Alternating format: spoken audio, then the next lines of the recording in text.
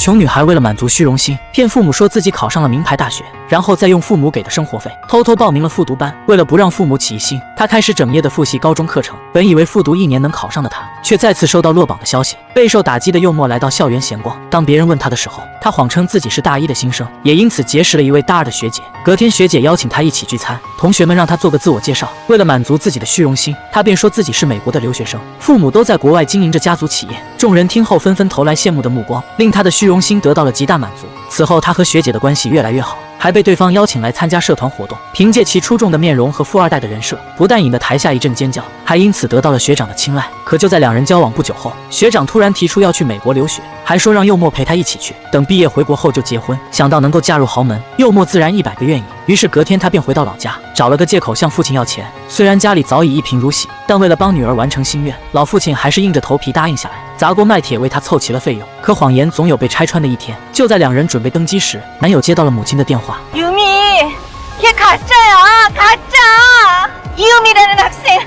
그 학교에 없대。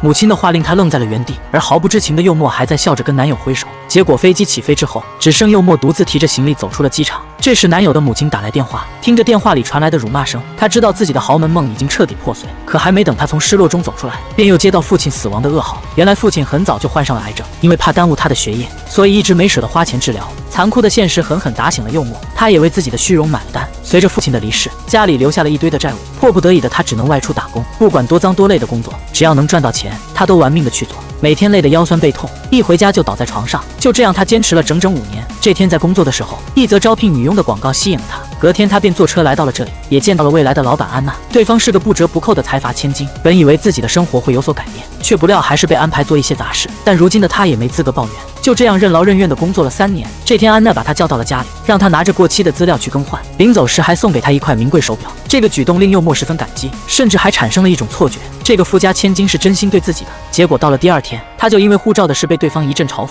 她告诉安娜护照即将过期，可对方却故意将护照推在地上，让她当面下不来台。내가하나하나다알려줘야돼아니요。